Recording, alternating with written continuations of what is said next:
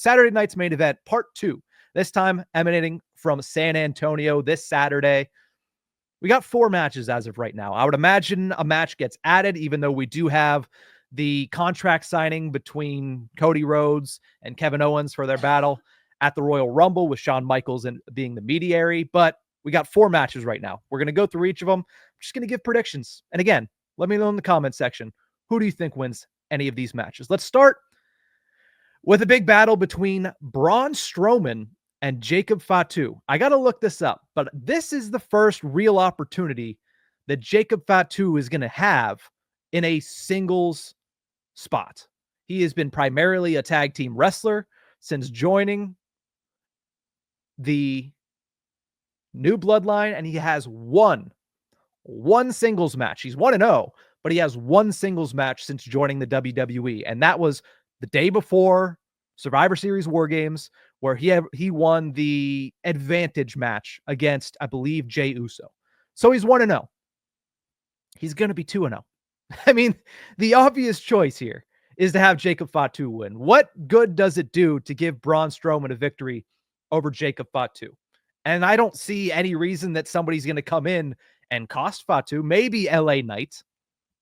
Maybe it's somebody else. But at the end of the day, Jacob Fatu versus Braun Strowman, the easy choice here is Jacob Fatu, his first real big opportunity in a single spot that's not just getting the advantage for a War Games match.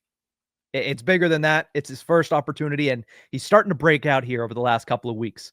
The storyline is shifting a little bit between Jacob Fatu and Solo Sikoa, so it only furthers it if Jake gets a big win. So I'm going to go with Jacob Fatu over Braun Strowman. Let's move over to the Intercontinental title match that's set up between Sheamus and Braun Breaker. Sheamus trying to become the Grand Slam champion. Braun Breaker trying to legitimize his second Intercontinental Championship run. He's been kind of quiet over the last couple of weeks. Really, over the last couple of months, he's been quiet. Saturday night's main event, part 1. Big win for him over Sheamus, over Ludwig Kaiser. And he hasn't fought since. He hasn't wrestled since. So now, when I look at this title match, would it be great to see Sheamus get rewarded for all the work that he's put in, for all the bangers that he's put on over the last calendar year on Monday Night Raw?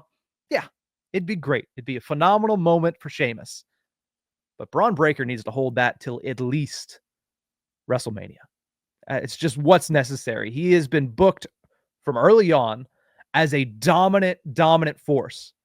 Let him be that dominant force. He's been picking up wins over solid veterans. Helps establish that.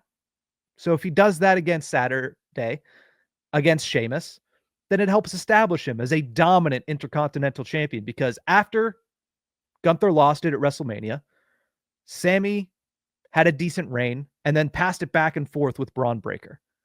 You need somebody to kind of legitimize it once again, and I think Braun could be that guy. I don't want to see interference from Ludwig Kaiser, but do we really expect that? Do we expect Ludwig Kaiser to just go silently into that good night? No, I personally don't. But I do think Braun Breaker gets the win. I don't think it's thrown out with a disqualification, but I do think that he wins after a distraction between Ludwig Kaiser and Sheamus. So I'm running with Braun Breaker. I'm going to say in the first of 3 title matches, it is a retention for Braun Breaker. Let's go to the next match and the latest match to be added to the card for Saturday night's main event. Rhea Ripley versus Nia Jax. I don't see this Rhea Ripley title reign lasting too long. Just a gut feeling. It doesn't feel like something that's going to kind of follow up and pick up where her last reign left off, right? She won it at WrestleMania 39. She held it through WrestleMania 40 and then dropped it due to injury a week or 2 after WrestleMania. I don't see this being a repeat or a continuation of that title run. To me, it feels like she might be dropping it at WrestleMania. With that said, she's not dropping it at Saturday night's main event a week and a half later, specifically not to Nia Jax, who just finished a world title reign over on SmackDown. So I don't know where they go from here. I don't know what the plans are for Rhea Ripley. Maybe a WrestleMania 39 rematch. They've been talking about Charlotte potentially returning. That could be on the docket. If not, maybe we could get a little crazy and get Jordynne Grace straight to the main roster because they've already utilized her at NXT. Seems like her time in TNA has come to a close. Maybe she debuts on the main roster, starting with a second consecutive appearance in the Royal Rumble on February 1st. But either way, we're looking a little too far ahead here. Women's World Championship, Ripley versus Jax. Riding with Rhea Ripley. I just don't think she's going to drop the belt after finishing a year-long story with Liv Morgan to finally regain it and capture it on the first episode of Raw on Netflix. So I'm riding with Rhea Ripley. Before that, I have Braun Breaker and I have Jacob Fatu. And that leaves us with one final matchup for Saturday night's main event. Jey Uso, main event Jey Uso at that, versus the World Heavyweight Champion, the Ring General, Gunther.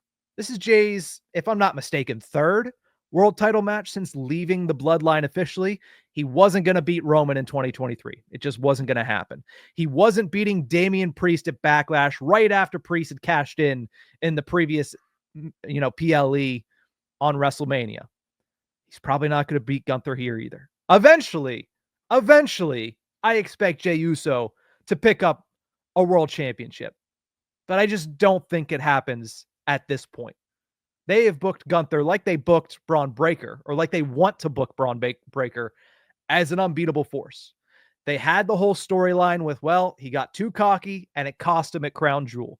And then he had to kind of regain his footing.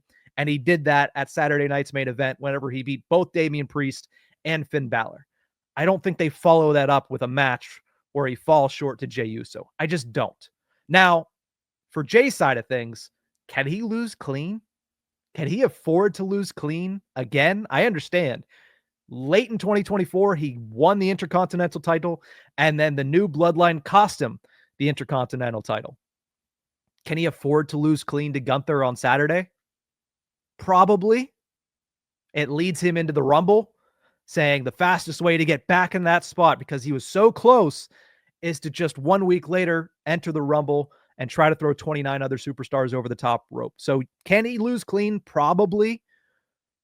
But I think there's a non-zero chance that this kind of rabid pack of hyenas new bloodline with just Jacob Fatu, who's already going to be on the show, and Tama Tonga say, hey, don't worry, Solo. We'll take this into our own hands. We'll make sure Jay doesn't become a world champion. I could see that happening. Would I like to see it? No, I'd prefer see Gunther be booked as a dominant champion. Jay put up a valiant effort, but Gunther wins again and moves on to the road to WrestleMania as a dominant world heavyweight champion. I think it could go one of two ways. And I think that at the end of the day, WWE is going to make Gunther look strong. So I think he wins clean. I'm just saying there's a non-zero chance that Jacob Fatu and Tama Tonga get involved in some way, shape, or form. But that's my thoughts on Saturday night's main event. I got Jacob Fatu, I got Braun Breaker, I got Rhea Ripley, I got Gunther, all retaining, all winning on Saturday night in San Antonio, Texas.